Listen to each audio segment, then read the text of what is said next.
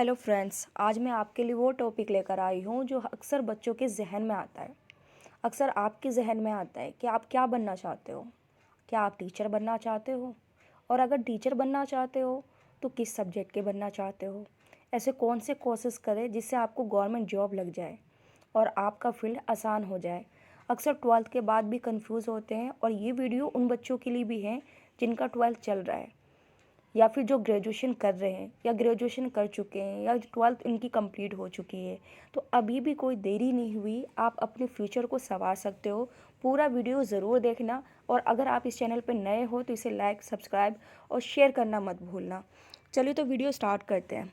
सबसे पहले बात करूँगी मैं कि अगर आपने ट्वेल्थ किया है, अगर आपका ट्वेल्थ कंप्लीट है या ग्रेजुएशन कंप्लीट है, अगर आपका ट्वेल्थ कंप्लीट है तो आपके लिए एक कोर्स है, वो है डाइट। डाइट एक ऐसा कोर्स है जिसे कहते हैं डिप्लोमा। ये होता है डिप्लोमा। आप डिप्लोमा करके भी टीचर बन सकते हो, लेकिन डिप्लोमा कितने साल का होता है? 2 ईयर का। ये 2 ईयर का कोर्स होता है। ये डाइट आप कहीं से भी कर सकते हो, किसी भी राज्य से, किसी भी स्टेट से आप कर सकते हो। चाहे वो दिल्ली हो, चाहे वो सेंट्रल हो, चाहे स्टेट हो, आप वहाँ से भी कर सकते हो। दिल्ली, मुंबई, यूपी, हरियाणा, चंडीगढ़, किसी भी स्टेट से आप कर सकते हो डाइट। ये होता है डिप्लोमा कोर्स जो कि 2 साल का होता है। और ये कब होता है? After twelfth. आफ्टर ट्वेल्थ यानी कि ट्वेल्थ के बाद। कुछ बच्चे ग्रेजुएशन के बाद भी करते हैं, कुछ बच्चे इसे ट्वेल्थ के बाद भी कर सकते हैं। तो ये इसकी रिकमेंडेशन होती है, ट्वेल्थ कंप्लीट होना चाहिए। ट्वेल्थ कंप्लीट होने के बाद आप 2 साल का कोर्स करते हो जिसका नाम है ये डाइट। आप इसमें किसी सब्जेक्ट के लिए नहीं बल्कि फर्स्ट टू फिफ्थ यानी इसमें आप बनते हो प्राइमरी टीचर। इसमें आप बनते हो प्राइमरी टीचर बनते हो। इसमें आप 1st to 5th तक पढ़ाते हो और प्राइमरी टीचर बनते हो। अब प्राइमरी टीचर बनने के बाद क्या करोगे? प्राइमरी टीचर बनने के बाद आप किसी भी स्कूल के लिए अप्लाई कर सकते हो, चाहे वो गवर्नमेंट हो या प्राइवेट हो। 1st to 5th तक यानी कि 1st to 5th तक आप इसे पढ़ाओगे। पहली से लेकर 5वीं तक के बच्चों को आप पढ़ाओगे और आप पीआरटी बन चुके हो। इसके लिए डाइट के बाद आपको एक एग्ज़ाम होता है जिसे कहते हैं सीटेट। सीटेट एक एग्ज़ाम होता है। सीटेट आपको देना होता है और सीटेट होता है फर्स्ट पेपर। सीटेट के भी 2 है, मैं आगे और आपको मज़ीद बताऊंगी, लेकिन पहले आप ये समझ लीजिए कि सीटेट का आपको फर्स्ट पेपर देना होगा। फर्स्ट पेपर क्वालिफाई करने के बाद जब आप सीटेट का एग्ज़ाम दे देते हो तो आप एलिजिबल हो जाते हो। किस चीज़ के लिए? गवर्नमेंट जॉब पाने के लिए। 1st to 5th तक पढ़ाने के लिए आप एलिजिबल हो चुके हो। फिर आप गवर्नमेंट की किसी भी एग्ज़ाम में या किसी भी फील्ड में, किसी भी राज्य के एग्ज़ाम में आप बैठ सकते हो। वो कंपटीशन आपको पास करना होगा। वो कंपटीशन आप पास करोगे और किस तरह के वैकेंसीज़ वगैरह निकलती है मैं उस पर भी बात करूँगी। सपोज़ एक होती है, अभी हम डाइट की ही बात कर रहे हैं, एक होती है DSSB। अगर आपको दिल्ली में करना है तो DSSB। और इसके अलावा एक होता है KVS, एक होता है NVS। DSSB दिल्ली के लिए होता है, Delhi subordinate service selection board. KVS होता है केंद्रीय विद्यालय के लिए, NVS होता है नवोदय विद्यालय के लिए। यहाँ हर जगह PRT की वैकेंसी निकलती है। यहाँ हर जगह PRT की वैकेंसी निकलती है और आप इसमें एलिजिबल हो जाते हो डाइट और सीटेट। तो अब अगर आपको PRT टीचर बनना है, अगर आपको PRT टीचर बनना है तो आपको क्या करना होगा? PRT टीचर के लिए आपको करना होगा डाइट, यानी कि डाइट, सीटेट और आपका ट्वेल्थ कंप्लीट होना चाहिए। ये रिक्वायरमेंट होती है 1st to 5th के लिए। अब हम बात करेंगे, ये तो प्राइमरी लेवल के टीचर की बात हो गई। PRT की फुल फॉर्म भी होती है प्राइमरी टीचर। अब हम बात करेंगे सेकेंडरी टीचर की। किसकी बात करेंगे? सेकेंडरी टीचर की। सेकेंडरी टीचर होती है जो 6 to 8 तक पढ़ाने के लिए सेकेंडरी टीचर होता है और वो करते हैं B.Ed। अब B.Ed भी कोई एक तरह का नहीं होता, एक होता है जनरल, एक होता है स्पेशल। जनरल और स्पेशल में आपको बता दूं कि जनरल क्या होता है, स्पेशल क्या होता है। जनरल होता है एक आम बच्चों को पढ़ाने के लिए, और जब स्पेशल की बात करेंगे तो स्पेशल होता है उन ख़ास बच्चों को पढ़ाने के लिए, या तो वो किसी न किसी तरह से स्पेशल हो, जैसे कि ब्लाइंड हो या हैंडीकैप हो, या उसके साथ किसी भी तरह के फिज़िकल कोई मेंटली या फिज़िकल मतलब कुछ भी उसके साथ प्रॉब्लम हो उस बच्चे के साथ, तो उनको पढ़ाने के लिए स्पेशल बीएड होता है। और ये कोर्स जामिया में भी करवाते हैं, जामिया मिलिया इस्लामिया में ये कोर्स अवेलेबल है, आप वहाँ से भी कर सकते हो। जामिया में स्पेशल कोर्सेज़ कराए जाते हैं, जामिया में जनरल बीएड भी होता है और स्पेशल भी होता है।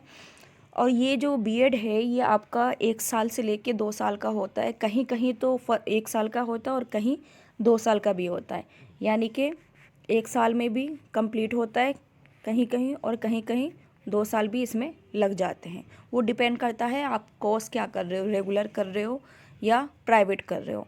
तो बीएड आप कर सकते हो, बीएड आप करने के बाद 6 to 8 तक के लिए एलिजिबल हो जाते हो, और कभी कभी तो 6 to 8 क्या आप 10 तक भी पढ़ा सकते हो।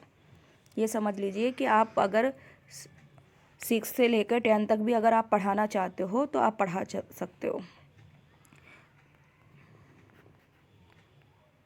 अब हमारे जहन में आ रहा है क्या सिर्फ बीएड करने के बाद जॉब लग जाएगी? जी नहीं, सिर्फ बीएड करने के बाद जॉब नहीं लग सकती। बीएड करने के बाद पहले तो आपका ग्रेजुएशन होना चाहिए, यानी कि बीए या बीएससी या बीकॉम, यानी आपका ग्रेजुएशन हो गया। ग्रेजुएशन के बाद आपको करना पड़ेगा ये कोर्स जिसे हम कहते हैं बीएड। बीएड के बाद एक एग्ज़ाम होता है जो कि दिल्ली में लिया जाता है, उसे कहते हैं सीटेट। इसकी फुल फॉर्म है सेंट्रल टीचर एलिजिबिलिटी टेस्ट। इस टेस्ट को पास करने के बाद आप एलिजिबल हो जाते हो टीचर बनने के लिए, लेकिन ये सीटेट दिल्ली में कराया जाता है। अगर किसी स्टेट से हो तो वो यूपी टेट कहलाएगा, अगर यूपी से हुआ तो, और अगर हरियाणा से हुआ तो एच टेट। इसी तरह अगर आंध्र प्रदेश से हुआ तो ए टेट, अगर बंगाल से हुआ तो बी टेट, बिहार से हुआ तो भी बी टेट। यानी इस तरह से आपका टेट यानी टीचर एलिजिबिलिटी टेस्ट एक एग्ज़ाम होता है। हर राज्य का अलग होता है, लेकिन अगर सेंट्रल की बात करेंगे तो सेंट्रल के लिए सी टेट होता है। अब सी टेट में ख़ास बात आ रही है कि सी टेट जो है सभी स्टेट के लिए लागू, यानी कि सी टेट अगर आपने पास कर लिया, सी टेट अगर आपने पास कर लिया तो आप हर स्टेट के लिए एलिजिबल हो चुके हो टीचर बनने के लिए, आप कहीं भी अप्लाई कर सकते हो। अब सिर्फ मामला यहीं ख़त्म नहीं होगा, आपने एलिजिबिलिटी सर्टिफिकेट ले लिया कि मैं एलिजिबल हो चुका हूँ, मैं कहीं भी एग्ज़ाम दे सकता हूँ और कहीं का भी मैं टीचर बन सकता हूँ, चाहे वो गवर्नमेंट फील्ड में हो, प्राइवेट स्कूल में हो या फिर एडेड स्कूल में हो। 3 तरह के स्कूल भी होते हैं, प्राइवेट होते हैं, एडेड होते हैं और गवर्नमेंट होते हैं। तीनों स्कूल में आप एलिजिबल हो सकते हो अपने सब्जेक्ट के लिए। लेकिन एक मरहला और आता है, वो आता है एग्ज़ाम का। एग्ज़ाम कौन कौन से होते हैं? तो एग्ज़ाम होते हैं जब आपने एलिजिबिलिटी का सर्टिफिकेट ले लिया तो एक एग्ज़ाम होता है, वो होता है डीएसएसबी, एक होता है केवीएस, एक होता है एनवीएस। इसके अलावा भी बहुत सारे होते हैं जो अलग अलग स्टेट के अलग अलग होते हैं। डीएसएसबी दिल्ली में कराया जाता है। डीएसएसबी में आपके पास बीएड होना चाहिए। सबसे पहले जो रिक्वायरमेंट होती है वो तो ग्रेजुएशन की होती है, यानी कि आपके पास हो बीए, बीए के अलावा आपके पास हो बीएड सेकंड में, फिर आपके पास हो सीटेट, और सीटेट के बाद आप अप्लाई कर सकते हो डीएसएसबी के लिए। अगर इस डीएसएसबी को आपने क्लियर कर लिया तो मेरिट बेस पे आपका सिलेक्शन हो जाता है और आप एक गवर्नमेंट टीचर बन सकते हो। ये पूरा प्रोसेस है।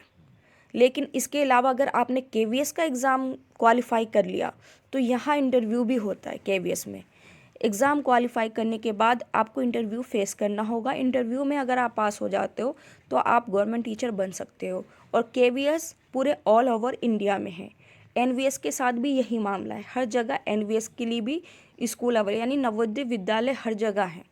आप कहीं के लिए भी एलिजिबल हो सकते हो बशर्ते कि आपने उसे पूरा किया हो, फुलफ़िल किया हो, आपने एग्ज़ाम क्वालिफाई किया हो। तो इस तरह से आप 6 से लेकर 10 तक के लिए बन सकते हो टीचर। फिर एक कोर्स आता है, वो है एनटीटी का। जो एनटीटी का कोर्स होता है वो नर्सरी टीचर ट्रेनिंग का होता है। लेकिन ये मत समझिए कि आपने 12th करा और आपका एनटीटी हो गया, ऐसा कुछ नहीं है। उसमें भी ग्रेजुएशन की रिक्वायरमेंट होती है और कभी कभी आफ्टर 12th भी आप नर्सरी का कोर्स कर सकते हो। अभी हमने बात करी 6 to 10th की।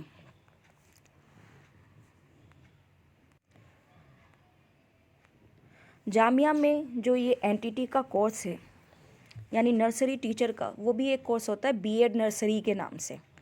उसमें भी नर्सरी के टीचर बनते हैं, लेकिन इसके अलावा 2 साल का एनटीटी का कोर्स भी होता है जो कि आप आफ्टर 12th कर सकते हो। अब हमने यहाँ पर हमने बात करी है पीआरटी की। पीआरटी का प्रोसेस हमने कंप्लीट कर लिया, टीजीटी का कर लिया। अब हम बात करेंगे अभी पीजीटी की।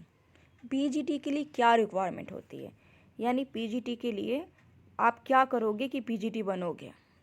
तो पीजीटी के लिए 10th से 12th के जो टीचर होते हैं उसे कहते हैं post graduate teacher. Post graduate teacher को ही पीजीटी कहते हैं। 10th से 12th के लिए आप एलिजिबल हो चुके हो बच्चों को पढ़ाने के लिए। लेकिन पीजीटी के लिए क्या क्या रिक्वायरमेंट है। सबसे पहली रिक्वायरमेंट होती है ग्रेजुएशन की, जैसे आप बीए। फिर दूसरी रिक्वायरमेंट होती है इसमें एमए। एमए का मतलब सिर्फ एमए नहीं, बीएससी भी हो सकता है, बीकॉम भी हो सकता है। एमए में एमएससी एमकॉम भी हो सकता है। लेकिन आप कोर्स जो है उसी के अकॉर्डिंग, यानी अगर आप आर्ट्स के टीचर हो, आर्ट्स के सब्जेक्ट हैं आपके, तो आप आर्ट्स से ही यानी बीए करोगे, एमए करोगे। अगर आप आर्ट्स के अलावा कॉमर्स साइंस के सब्जेक्ट के टीचर बनना चाहते हो तो आप उसी के अकॉर्डिंग करोगे। तो एक शर्त हो गई बीए और दूसरी एमए।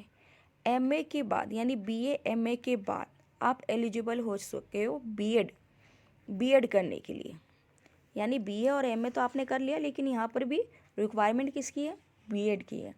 तो अगर आपके पास ये तीनों सर्टिफिकेट है तो आपको सीटेट करने की ज़रूरत नहीं है, क्योंकि पीजीटी के लिए सीटेट की कोई इतनी वैल्यू नहीं है, सिवाय हरियाणा के। हरियाणा में पीजीटी के लिए एचटेट मांगते हैं, लेकिन दिल्ली या अदर स्टेट में इसकी कोई रिक्वायरमेंट नहीं है। तो आपने अगर बीए करा है, एमए करा है, तो आपने बीएड करा है, तो आप एलिजिबल हो गए हो। आप कहाँ अप्लाई करोगे, वही एग्ज़ाम डीएसएसबी, इसके अलावा केवीएस, एनवीएस और भी बहुत सारे अदर कॉम्पिटिटिव एग्ज़ाम के लिए आप बैठ सकते हो।